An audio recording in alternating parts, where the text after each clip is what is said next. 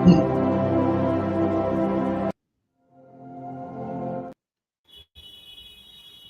a very good evening, guys, and a very happy Holi to all of you, to all the audience who are watching this 11th episode of Strategy Consulting Room. And I wish you again happy Holi. But today we'll be discussing one of the particular color of this Holi. And that color is the ocean of red, the color of red. Yes, today we'll be discussing one of the most toughest crack that how you can crack the toughest Indian market in the world. We will be discussing about Uber, that how Uber can really crack one of the toughest markets in the world, that is India, in the context that recently their CEO came to India and met all the high profile leaders just to make sure that Uber's strategy remains robust and resilient. The Indian urban mobility landscape is shifting. It is shifting tectonically. It's ever emerging landscape where new players are coming onto the horizon and challenging each other. To decode and dissect this case and what will be the strategy of Uber to handle its competitors, we have four stellar, eminent panelists among us, whom will be gracing this whole event to understand this Uber strategy completely. I'll start with Parul to give a brief introduction to all the audiences. Thank you. Yes, Parul.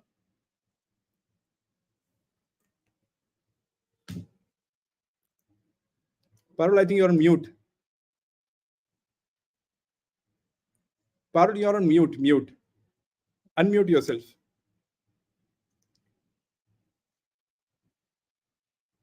Okay, I think some technical error. Sai, can you go with the introduction?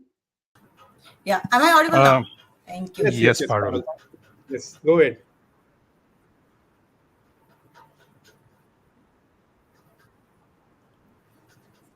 Yes, Parul, you're perfectly audible. Yes, perfectly. I think Parul, some technical glitch. All right. Thank you. Okay. So thank you, Gaurav, and it's an immense pleasure to.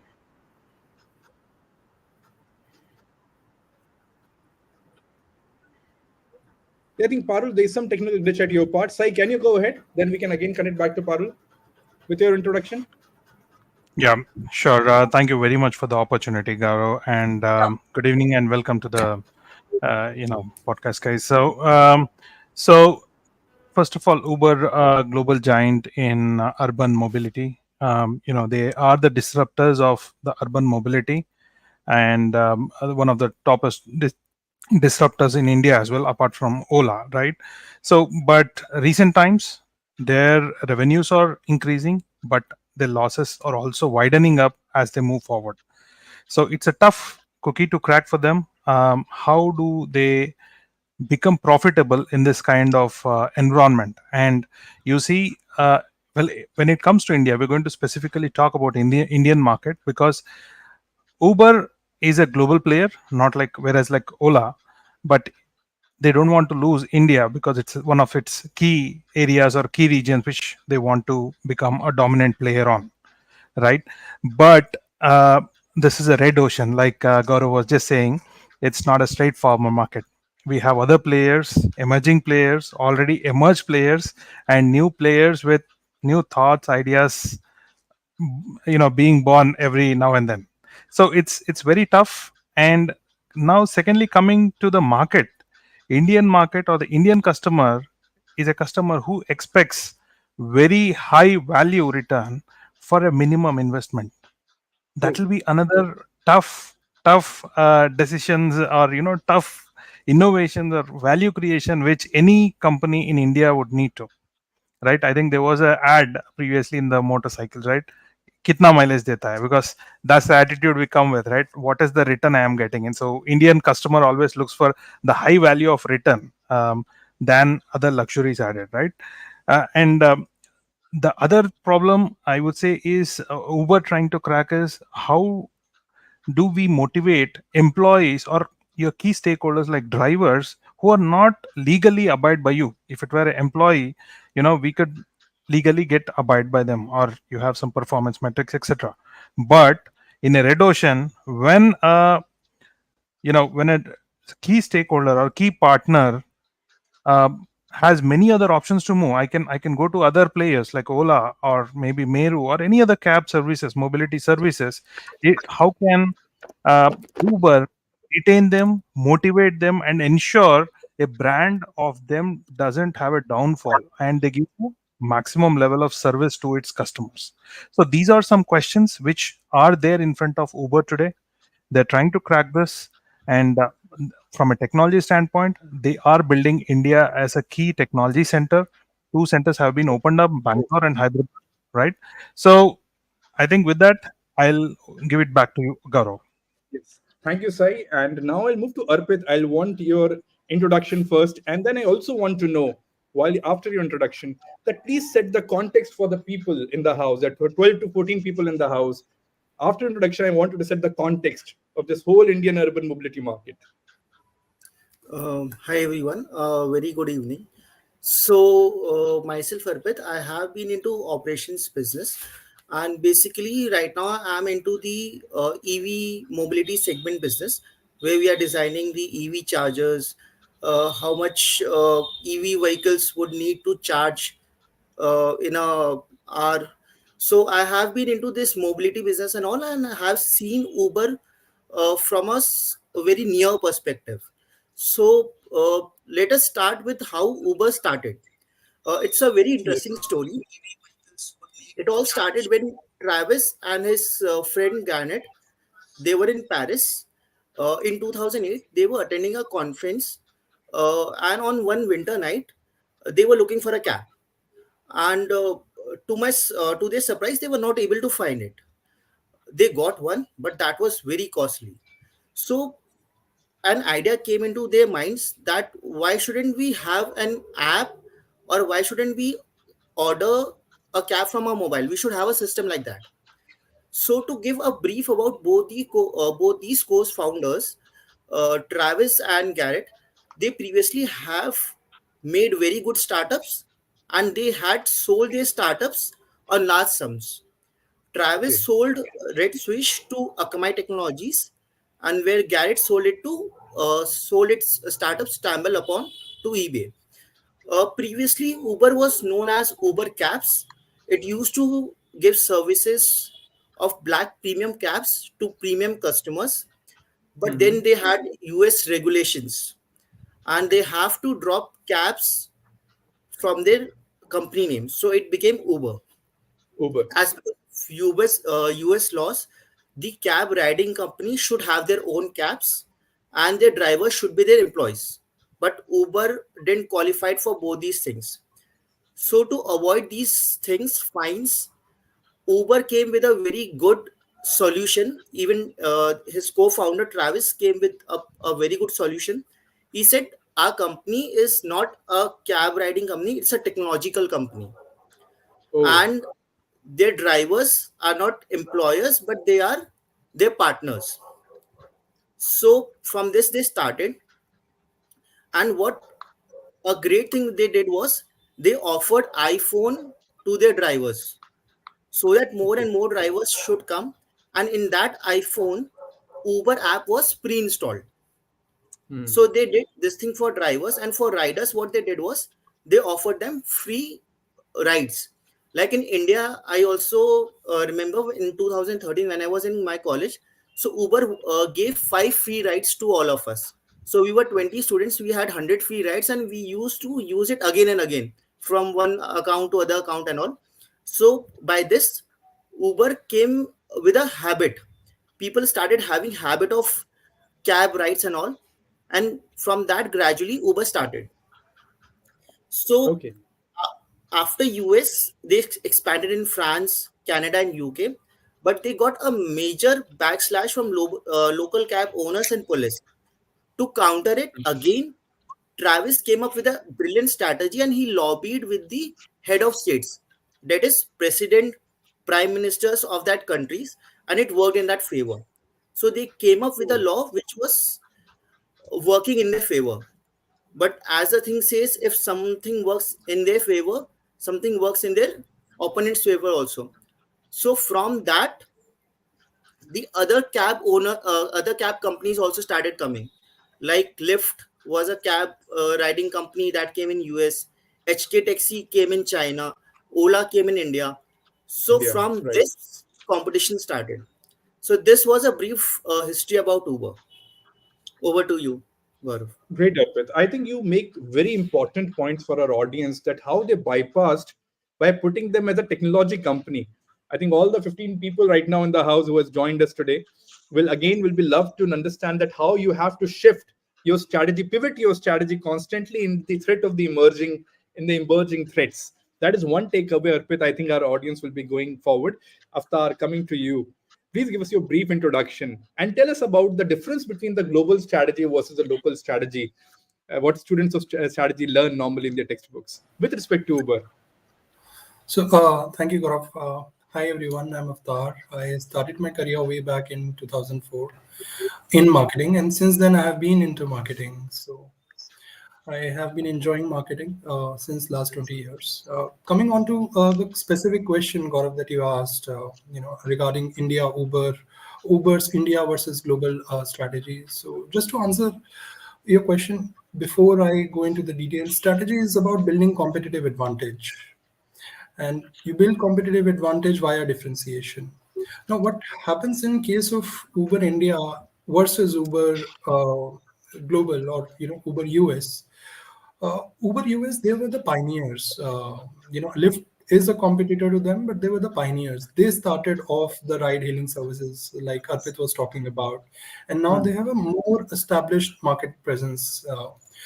Whereas if we talk about the market penetration and competition in India, the competition is highly stiff. It's hyper competitive market in India, especially the True, hyper local players. The auto rickshaws are also in some way giving them competition in cities like Mumbai and Pune. Ola is a big competitor to them.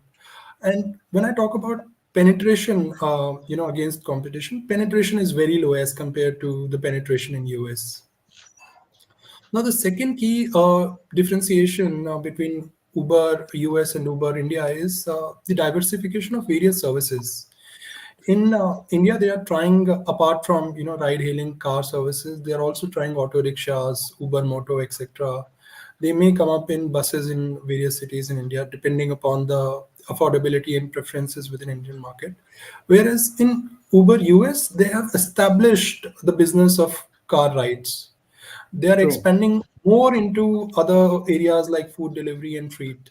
So they are at the right stage of diversification into non-ride hailing services. Whereas in India, they need to first establish themselves as a reliable player in the ride hailing services. Now, okay. the regulatory environment is also different. Given both US and India are biggest democracies in the world, in India, it's a very complex regulatory environment with regulations in different states and cities are different. Plus, each state has a different local transportation law. The safety regulations of different states are different. Guidelines for gig workers are different in different states. Whereas in US, they have surpassed all those challenges. Current issues is about should they consider these drivers as independent contractors versus employees, and the implications for these in terms of benefits and labor rights. In True. terms of market, as I spoke about market growth and strategy, India, it's low penetration. US, it's high penetration. And Yes. lastly, I would like to just talk about the auto part.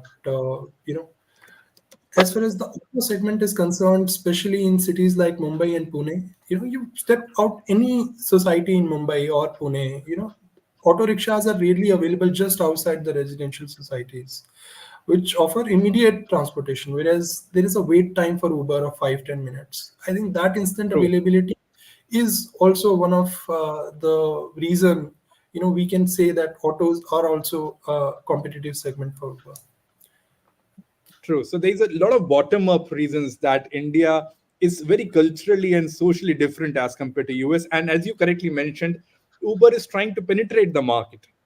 And in US, they have already penetrated. They have They're trying penetrated, to. and in India, different states have different regulations. Different True. states have different auto rickshaw unions, taxi unions. There's lot to do in India. Absolutely. We'll cover back, Aftar, again, coming back to you.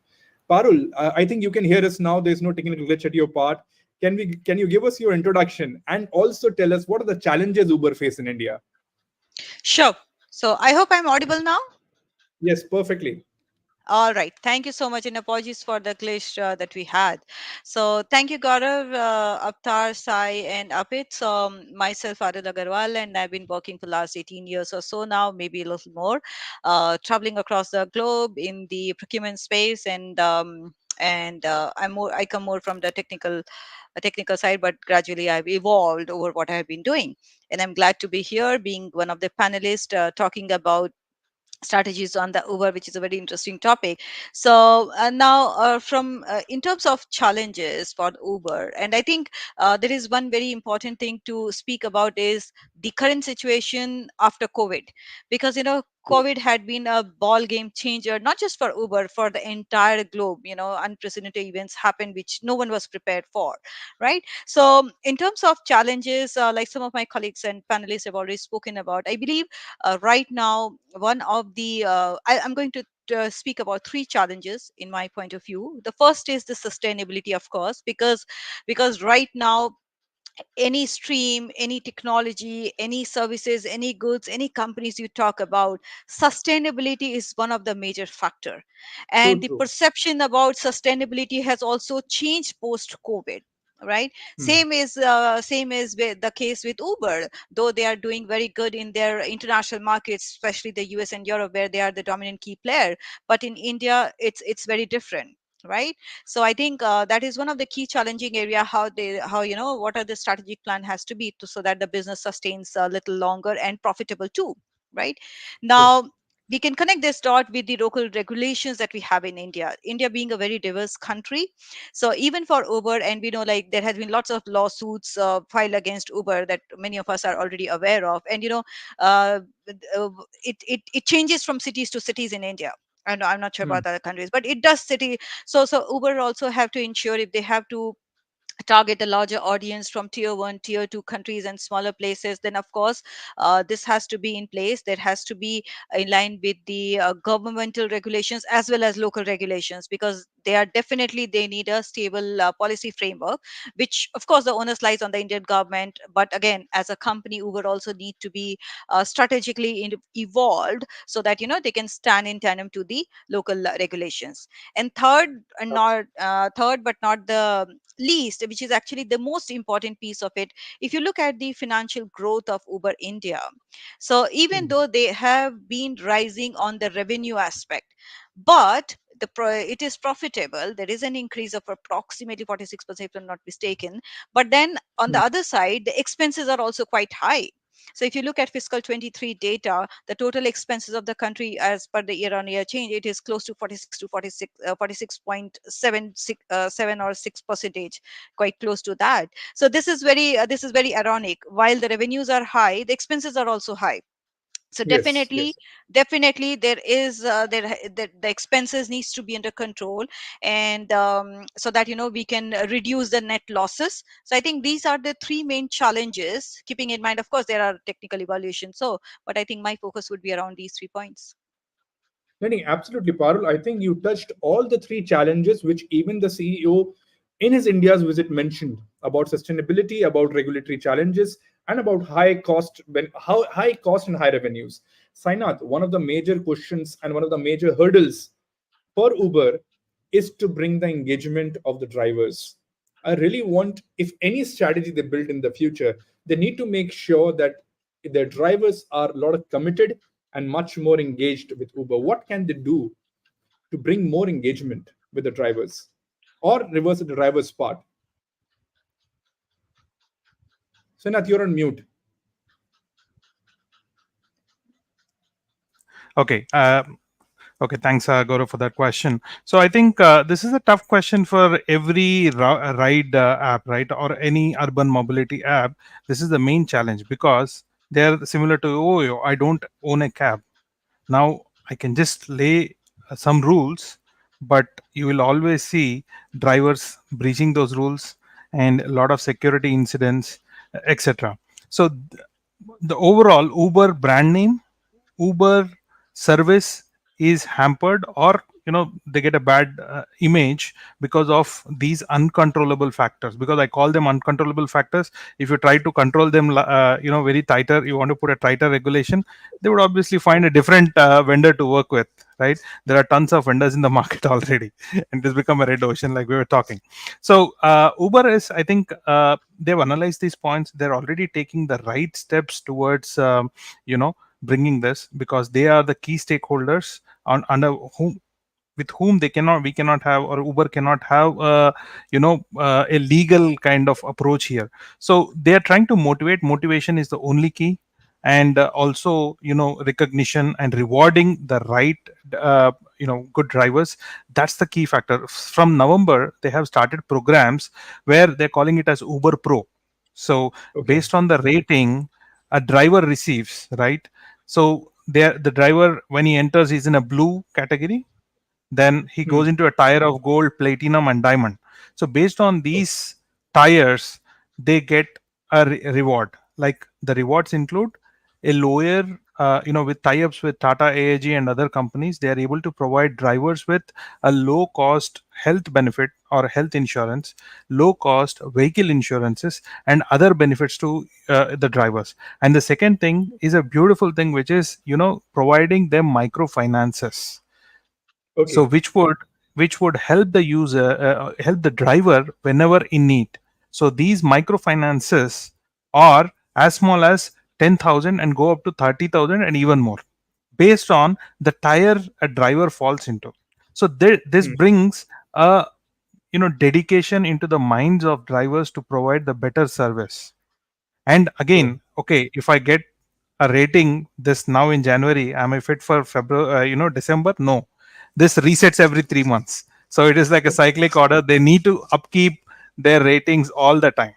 So that way they're keeping up the motivation, and also they're trying. The other thing is, if you, like you said, right, they're trying to collaborate with big giants like Adani, Reliance, Tata, which is their future strategy.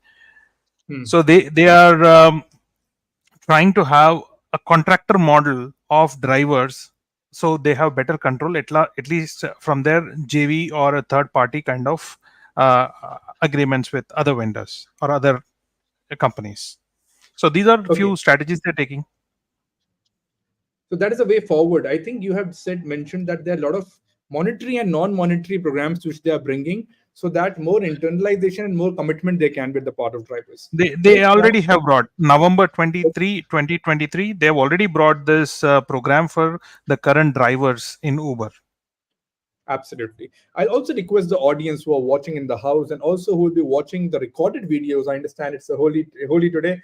I'll want you to ask your questions in the comment box, or you can directly engage with the panelists once the phone lines are opened. Okay, so coming to Arpit, I want to ask that I have seen once I come from the airport, I see there are a lot of hyper local players which are emerging. For example, Blue Smart, I think Namakkal, if I'm pronouncing that company names right. There are a lot of hyper local players emerging, and they are making this whole urban mobility market a deeper and a bloodier red ocean. What's your take onto it? How Uber will maintain its presence? So there's a saying that history repeats itself. So first, I would take you back to the history what Uber did. So Hmm. like I talked in my talk that there was a company called as Lyft that was in US, that was a competitor of Uber. So what Okay. Uber was having 61% of its revenue from US and Canada. So to counter Lyft, Uber started lobbying with local authorities, which previously they used to refrain, because previously they used to have conversation with higher authorities also. But this time they changed their strategy and they started lobbying with the local authorities and other people. Hmm. And what they did was they started targeting drivers who were driving for Lyft. So what they did was they started giving them more incentives. They started giving them more rights and all, so that they shift from Lyft to Uber. And when they came to Uber, what they did was they started lessing their incentives. So Oh. Lyft became small and small, and when it was on the verge of extinction, Uber uh, took all the drivers, and then drivers had no option to go back to Lyft. So they did this. And Uber also acquired HK Taxi in China.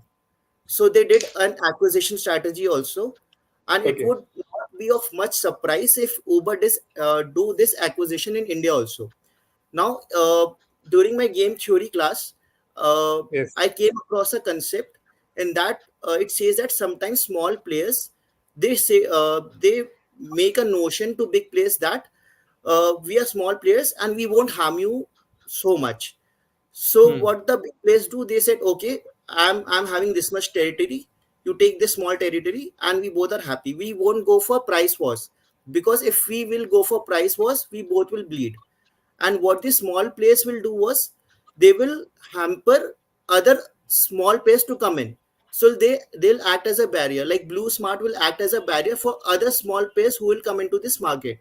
They'll not Oh, let that other small players to come. So it could be a good strategy for Uber to let a Blue Smart be there where it is. Mm. And Uber is a very smart company. I said it won't go for price wars, and neither it did with Ola. If you see, it didn't had price wars with Ola also. So it would be a win-win situation for both of this. So what I think was that Uber will go into same strategy and will play as it is for this. This is my take on this. that's a great take, Arpit, and I really want you to write it in the comment box about the game theory perspective also. And I'll also request the audience, there are 20 people in the house currently right now watching, and I want them that how do they take this game theory perspective by Arpit? Because it's a very interesting take that even the small hyper local players may be acting as an indirect moat for the Uber right now. Coming back to you, as Arpit said, that do not engage in the price wars. But how Uber can beat the price wars if some other players are facing it, and how they can respond to the evolving customer needs? They are very aspirational, as Sainath and Parul both mentioned. Indian customer is very, very aspirational and very demanding. It's not an easy game to manage, as you would have understood what Arpit was mentioning. But to win the price war, I mean, it's not going to be easy. You cannot really lower your price further. Uber is also already fighting the profitability battle. So the only way, in my opinion, it could be a multifaceted strategy where you bring in more value additions, differentiate your service, and leverage technology for better customer experience. Basically, those 3 points: increase value offerings, differentiate your services, and leverage tech for better customer experience. Now, how can they, you know, increase their value offerings? So, for example, in case of transportation, so expand the range of transportation modes to include not just cars but autos, bikes, and maybe even buses for different segments of the market. So you really Correct. have to do that data analysis, dig deep into the data. Which kind of market is better for which kind of segment? You shouldn't be opening buses in Mumbai, you know. You shouldn't be competing with the local autos in Mumbai. So you really have to have those, identify those cluster where you want to operate. The other take that I have is, and it's personal, I think the way they can do a subscription based model, there are a lot of Okay. users who would go daily from one place to another. So they can offer them a subscription based monthly service. Like, if you look at the Airbnb example, if you book for more than a week or a month, they offer you a 20% straight discount. Now that's Yes. a win-win for all three: the customer, the driver, and Uber, all three. So bring in loyalty from the customer and driver, and there is a regular usage that you have among the frequent users. So this one particular segment, frequent users, bring in the subscription based model. Now, one of the challenge, if you open a Twitter and just type Uber, the first thing that you see is Uber complaints. And if you look at the top 20 complaints, they're largely about driver and some safety mechanisms. So Hmm. you have a feedback mechanism on Twitter, but if you want to call Uber, register your complaint, it's take a lot of time. So you need to Hmm. really address those customer complaints. And most of these customer complaints are about service reliability, trust, driver training, safety. Recently someone posted on Twitter that driver was driving, but he had his YouTube open. So he was watching his YouTube and at the same time driving. Now, that's not safety to me, you know. So increase the safety measure. One of the ways in which you can increase safety measure, and this is another idea that I got. One of person, I think yesterday or today, mentioned that his someone, there was female who wanted to go from one place to another, but the driver tried to take her to another way, and that was really an SOS. Now this person tried to call Uber, that this female I'm not able to reach, and she's in Uber, and Uber driver has taken a wrong route, they are going somewhere different. Uber was not able to support, they were not able to reach the female, and police was also not able to support in the real time. In such situations, the customers should have a SOS button which they can press in their Uber right away, and that sends the signal to the police and as well as the Uber team. So in my opinion, you can't compete on pricing in the price war. The only way you can compete is add more values as compared to what other customers or what other competitors are offering. So that's my Very take. true. So if I can sum you up, customer experience is the key. The customer safety is the tree is the key, and customer trust is the key. If you we Absolutely. all revolve around the customer experiences, customer trust, and customer safety, Uber will be able to always spear ahead with its competitors. Coming back And to if Parul. and if the feedback is Mhm. positive, why don't increase the price? Customers, I am Yeah. sure, So we all of us would be yeah. willing to pay So, higher I price mean, for I'll that just feature. continue to the example that Avtar has quoted. So, I think one of their model, which I think Uber has taken the baby steps already. I think what is very important is a right driver to partner collaboration. I feel, because what will happen is, and this is where we have this concept of managed services, which is being flourishing these days very much.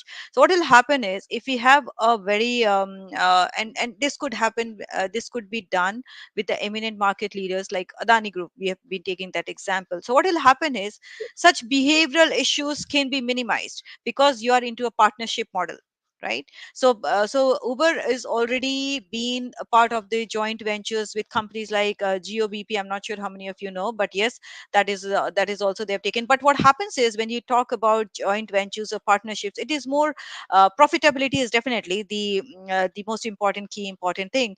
But what happens is, we do tend to skip these behavioral issues, which True. ultimately is an indirect impact to lower the profitability as well as the expansion of a company. So I think I just give the example of this particular driver partnership model. So this will, because one thing has to be very sure, countries like India, and where we are talking about the expansion model, where we are trying to hit the tier two countries. So when you get these drivers, etc., they're also coming from the very, from tier two cities, for example, True. right? So True. they're not that educated enough, or they are not well trained, etc., etc.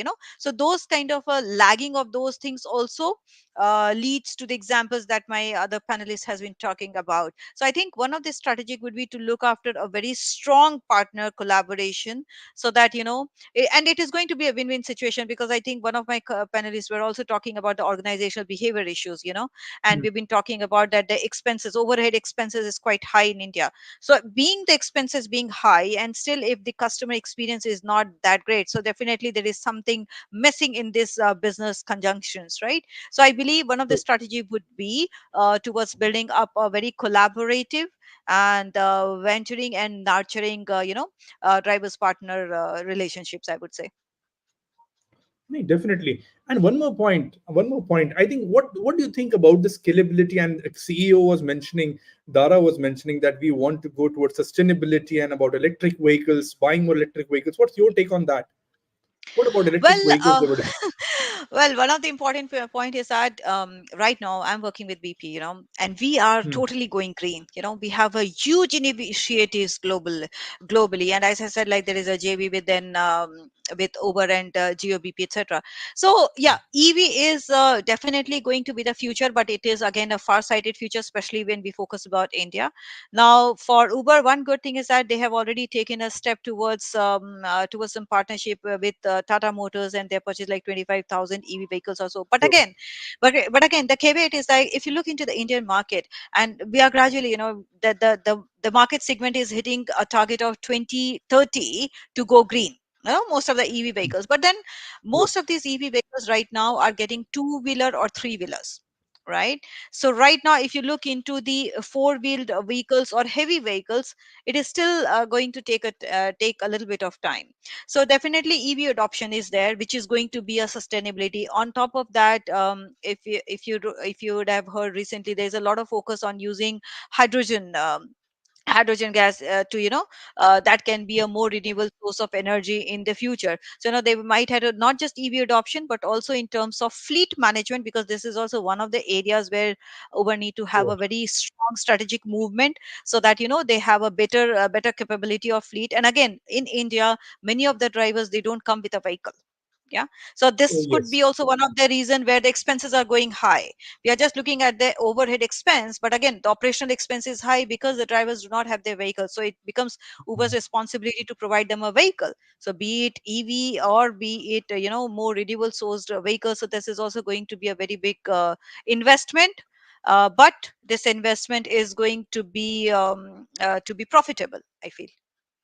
No, absolutely. So whoever, so they are trying to partner with Tatas to get the EVs and get into the EV wave as soon as possible. And Sai, coming Exactly. back to you, that by 2030, most of the governments across the world are going for a permanent ban on internal combustion engine. They're self-mandate. We are not saying they're Hmm. going by 2030. So what's your take on that? That how, what is their strategy, financial strategy?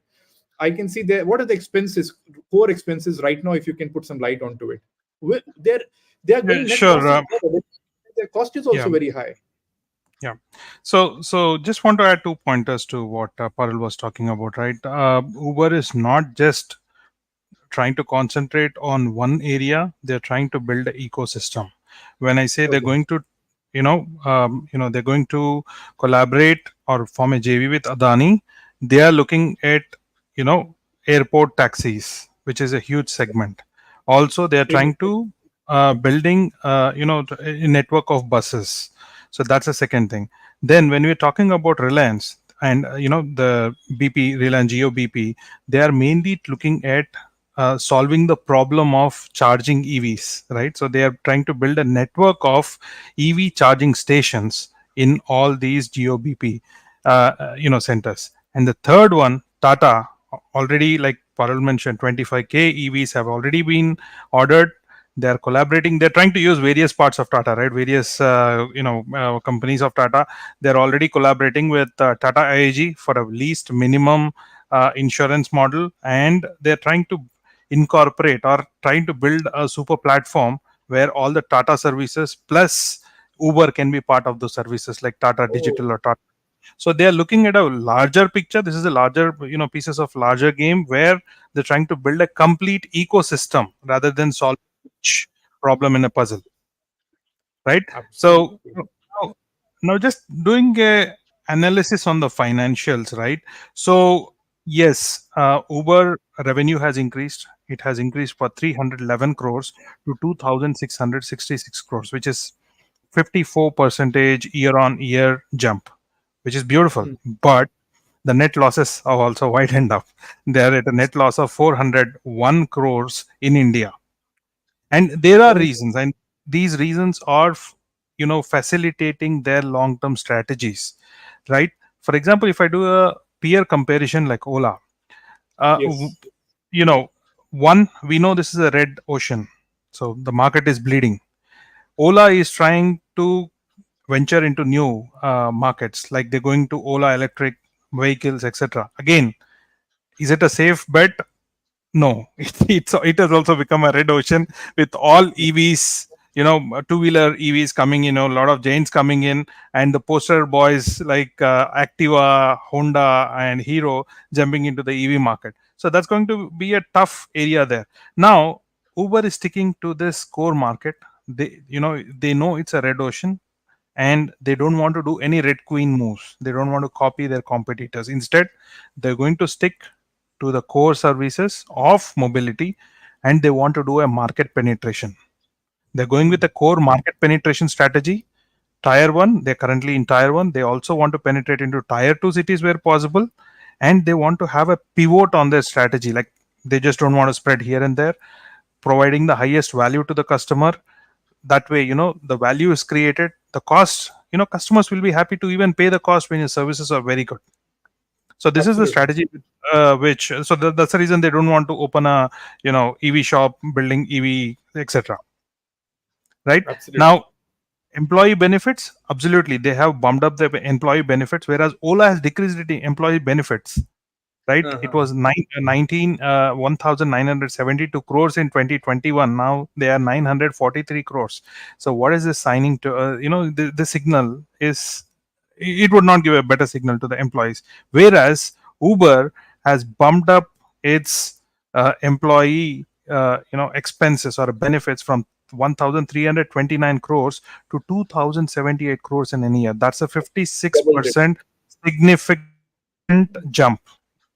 So they are giving a right signal to their employees because they have set up two large technology facilities in India, and these technology facilities have hired more than 1,000 employees, and they are also concentrating on the core products, and any leakages in the money they give out to as brokerages, etc. For example, now they're trying to build a Uber Pay so that I need not pay commissions to other parties, right? Third party apps, right?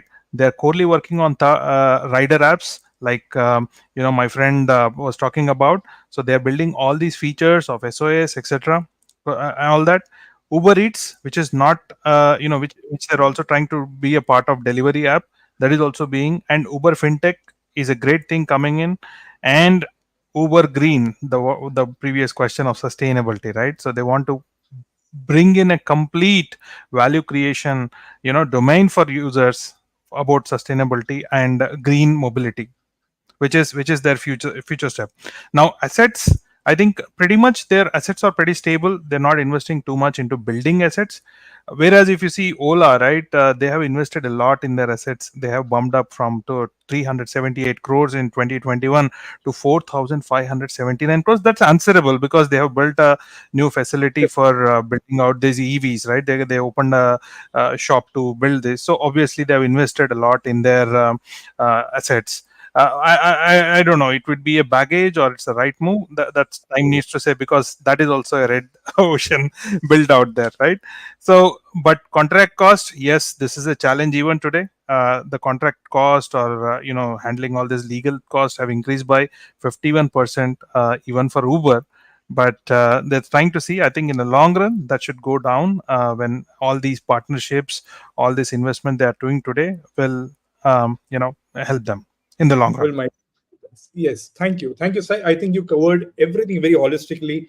And you also mentioned that the whole ecosystem has to be created. I think coming back to you, Arpit, I think Nisha agreed to you and she wrote that very apt, Arpit. It was a judo strategy, if I remember correctly, I think in the MBA classes of True. game theory. Thank you, Nisha. And I'll also, there are more than 30 people in the house right now. I'll request them if they want to ask any questions to our esteemed panelists, they can directly comment. And 10 minutes, 3 minutes will be, I'll be opening the phone lines also. Coming back to you, Arpit, one thing as Sainath correctly mentioned that they are laser focused on the ride hailing. How do you see the difference between Ola and Uber core strategy? Both are operating into the losses. If I give you just a glimpse, let me just get it some numbers right. Uber India suffered a loss of 311 crores. Ola suffered the loss of 1,000 crores, and Rapido 600 crores. These are net losses with all due factoring of the investments they will be trying to make. How do you reckon the Ola versus Uber strategy? How it is they different, and how that both are running the losses? So basically, like we need to understand what the Indian market is, how the Indian people react. So what Hmm. Indian market is, it's a very competitive market, and Indian people want highest quality of service with the lowest quality of price. So to penetrate in this market, you need to work on economies of scale. Then Hmm. only with very less profit you can earn a large amount of money. If you are selling your services to a very large number of people with a very less profit, then you can get profitable. So Uber has to work on this, and I think so. Uber has acquired a large amount of market in India, and I would say Uber is a very smart company. They have diversified their portfolio, Hmm. like they have diversified into Uber Eats, the taxi business, and the Uber freight business. And if I see the percentage ratio of that, Uber Eats gives 46% of its revenue to Uber. Then the taxi business contributes to 48% and Uber freight business to 5%. Now in India, the Uber Eat business was not much successful, so they have to shut down in India. But in other countries, it is going very well. Uber Okay. largest source of revenue is its in delivery business, but the ride business gives its the most profit. And Uber freight business is expected to grow in a good amount. Hmm. So other strategy which Uber can do is they can collaborate with the local Indian government for the transportation business. Like we have the local transport buses which are roaming in the city. So Uber can target the luxury segment. If they'll go into the mid segment, then they'll occur losses. If they go into the luxury segment, like in Delhi also, they told that they'll launch luxury buses which you can book, you can go to your office and you can return back. It will lead to a problem. It will solve the problem of decongestion also, because many people are taking their own private vehicles going to office and coming back. If they get a luxury service like that, they'll prefer that service. So Uber can venture into that also, because Uber has clearly said that they'll not go into production of EV vehicles and all, which Ola is doing. Uber wants to remain in the service sector. Second thing, one of the most unfragmented market or disorganized market is the intercity buses. Like if you want to go from Jaipur to Bhopal, you take a private bus or a government bus. Government bus is not much luxury, but private buses are more luxury. But that True. is also unorganized. If Uber goes into that business, makes it organized as it did in cab business, so it can earn from that business also. And one more thing I was thinking of, the packaging and moving business, because that segment is also very fragmented. There is no a big company in that. So Uber can come into packers and mover business also, and then it can expand into that. So it will remain in its service business and it can expand it uh, these things. So by this, Uber can diversify and remain a leader in this sector, because right now none of them is trying to move in this sector. Ola focus is now on EV vehicles and all, so they'll stick to that. Uber can diversify into this sector. Absolutely. Thank you, Arpit. I think you touched a very important point. We were discussing that urban mobility market is a red ocean, and you showed some blue ocean strategies where Uber can make a move. However, presently CEO is completely laser focused and sharply focused on the ride hailing, but that's a very, very strong blue ocean moves. What I believe Uber can take. Aftar, coming back to you, if you have seen the 2023 results, I just want to know how this Uber actual legitimate 2023 results are out, and how did they compare with the past periods? Can you give some analysis about the past financial results and the 2023 financial results of Uber? Uh, sure, Gaurav. So I have a very different take. When I look at their latest investor update, so to me it appears that they are deliberately making it difficult for investors and outsiders, for people like us to understand the simple questions. So, Hmm. for example, Uber's reported net income is kind of distorted by claimed valuation shifts in untradable securities, which really have nothing to do with the performance of Uber's actual ongoing operations. Now, from the investor update, data specific to India operation is not clearly highlighted. For example, they may say that India is very expensive in terms of cost when we look at the data. Hmm. Whereas, on one side there is a news which says that Uber has established a global tech center in India. So I Right. believe the Right. global tech center based in India is supporting global operations also. But when it comes to income statement, are these two costs separate? The point is we don't know how many of those working in for India operations and how many of those are working for global operations. And there is a overall cost, the total cumulative cost for that, but we don't know India specific versus other country specific. Also, if you go to the investor update last page 78, they mention the unaudited EBITDA reconciliation. No, that doesn't answer Yeah. anything related to India questions. Hmm. I'll, I'll also add one more example from the previous results. So after Uber went public, it published earnings were inflated by roughly 7 billion. Can you imagine that? And it's Yeah. known data. Yeah. It, it is a publicly available data.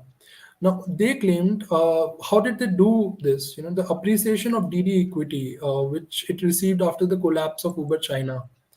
Now, GARB equity received after the Uber abandoned Southeast Asia operations, and Aurora equity received after Uber abandoned its autonomous vehicle development efforts. So Okay. these put together, 7 billion. Now, interestingly, you would note that these claimed profit were fictitious. None of these companies demonstrated any potential to earn sustainable profits.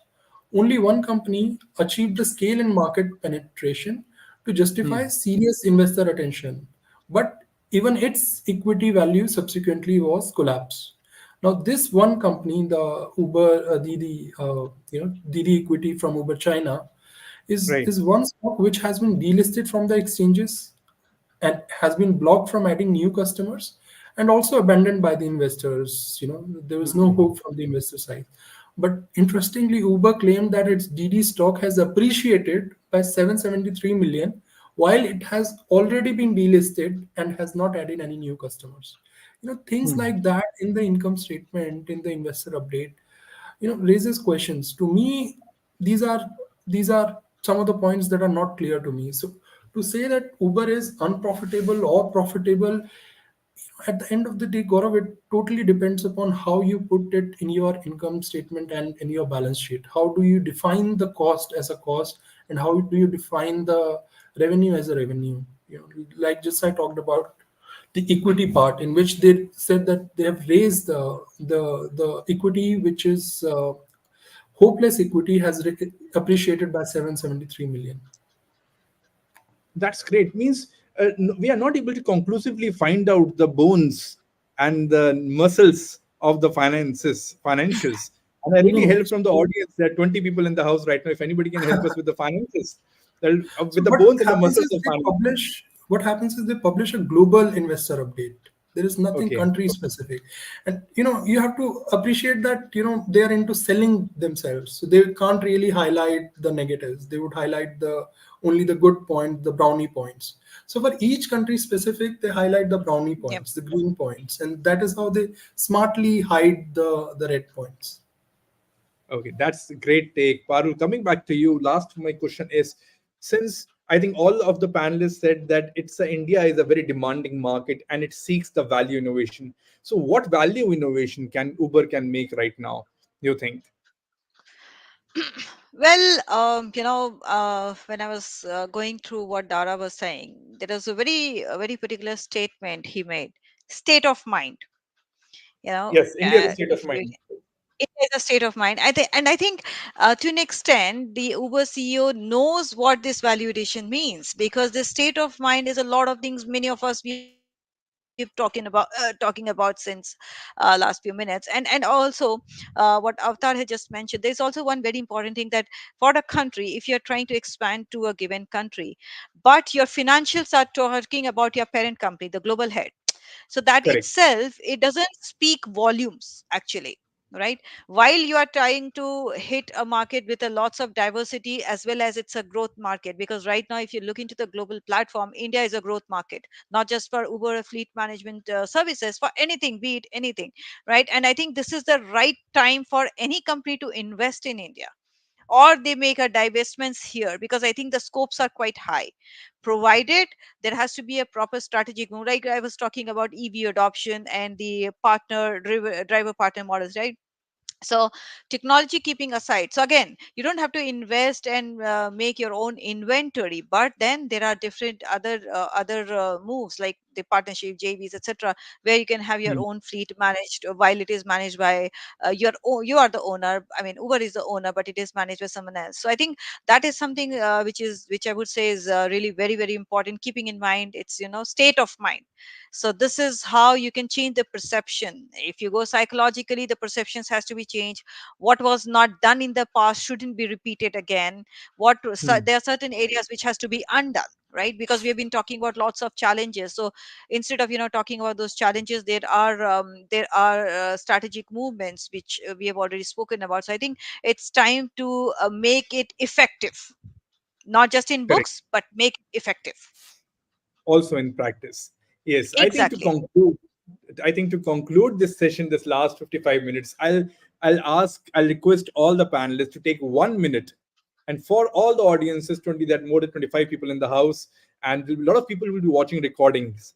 I want you, starting Sainath from you, take 1 minute, and what you as a CEO, maybe imagine right now, if you imagine yourself a CEO in the CEO's position, what you will suggest, what the key takeaways from this session you will want to give us to our audience, starting from Sai. So, so, so I just want to add 2 points. One, work at what you're good. So Uber is playing with its core competencies or working along with its core competencies. So it's in the right track. Now having second thoughts of diversifying the portfolio, going into different directions. No, they've cut it. They just want to stick to their right services.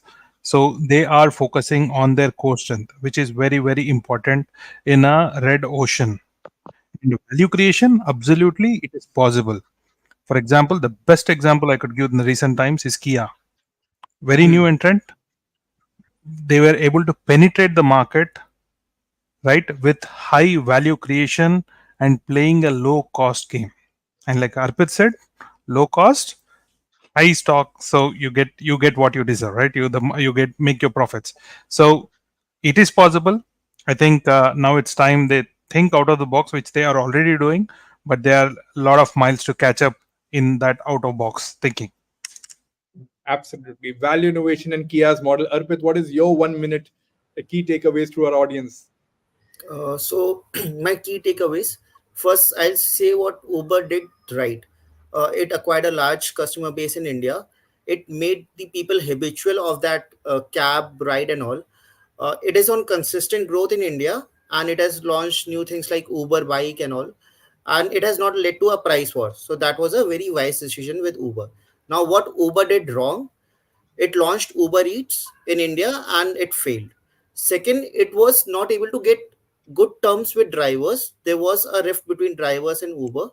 Third thing, it is not still profitable in India, although it has high revenues, but it has high expenses.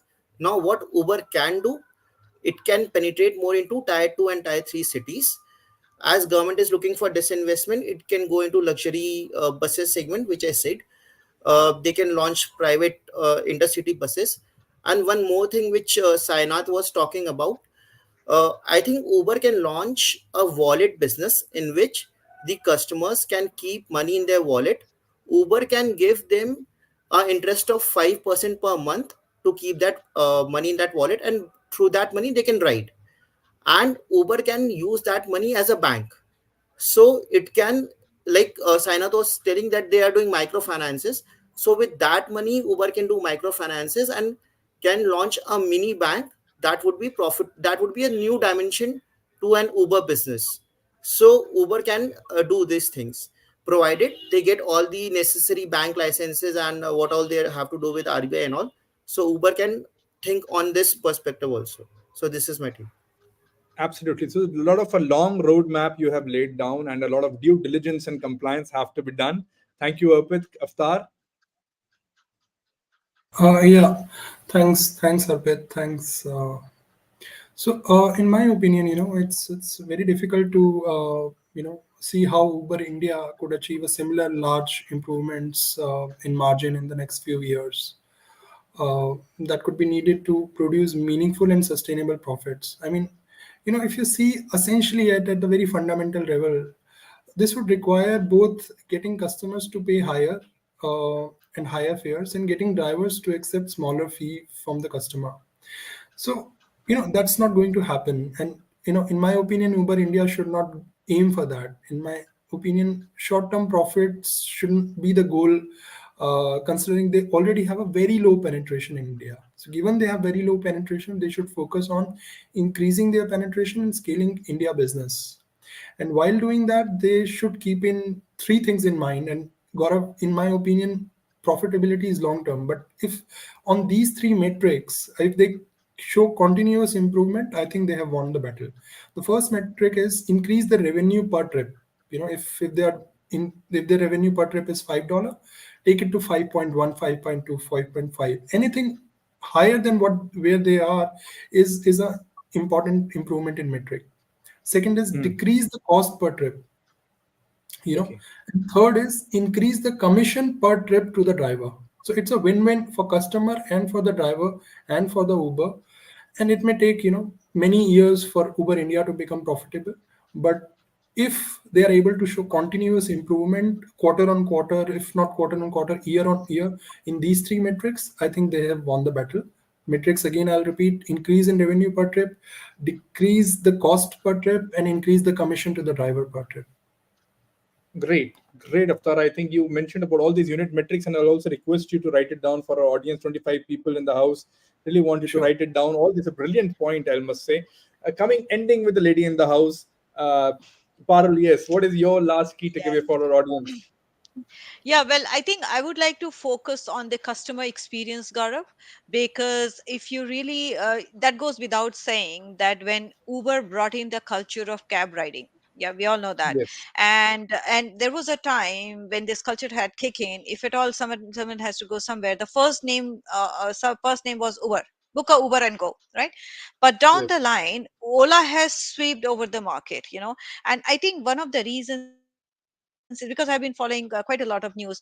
For after some time, there are a lot of complaints, lawsuits had again, coming up against Uber, in the sense of drivers had been found doing some fall practices, or they were not very cubed or something, that sort of. So what has happened is, down the line, that customer experience and the quality of the customers, it got eroded, and this is where the other competitors like Ola, they just sweep the market, even though their quality was not at the optimum level what Uber has brought in. They Uber, being a cab providers, they brought a class. The quality, the cabs were quite classified in that sense. So I think customer experience, because ultimately we are talking about whatever numbers we talk about in terms of revenues, profitability, blah blah blah, etc. End of the day, the customer experience is something that goes, as a given what would I say, a revenue maker, I would say. you know yes. because the moment you have your customers bonded to you, it naturally helps you to expand and grow, and no one can stop. Even if and that would also help to make it more cost effective, even if it is like 5 rupee extra than Ola. I'm just taking a hypothetical example. But if the quality and experience is good, definitely people will not look after the money. I mean, and India right now, the per capita income is also quite stable. I mean, being a growth market, so people will not think about spending $5 extra. So I think the focus has to be on customer experience too, while we're talking about the innovations, sustainability, etc. This is a great input. Yeah, that's great. I think all four of you has summed all the frameworks of the strategy, and the flesh and muscle can be put by the operations of the company. And it has been an amazing session. If I just put down the key points which I have noted from all four of you, is to make sure the unit economics and the metrics have to be very appropriate, as Avtar said. There has to be blue ocean moves, as Arpit mentioned. The hockey stick mindset has to be there, and not do not play on the short term moves, as Sai mentioned. And last but not the least, Parul mentioned that customer experience is the key, is the king in this urban mobility market. With that, I'll Absolutely. thank all four of your esteemed panelists to take out this one precious hour and to host and grace this amazing session of 11th episode of SCR. I'll also thank the 20 to 30 people who were fluctuating enough in this festival of Holi, who were patient enough to hear and understand all these nuances in the discussion. I'll also thank the people who are watching the recording, who will be watching the recorded video, and all the audiences, Nisha, Sansar, Ishan, a lot of people who have been there. I could not flash their comments, my mistake. So thank you guys, thank you all of you. And let's hope to catch up with the episode 12 with a new session, with a new emerging topic and a new case study on this beautiful session of Strategy and Consulting Room. Bye bye. Ending the live session. Bye bye, guys. Thank you, Thank you. everyone. Thank you. Bye bye. Bye, everyone.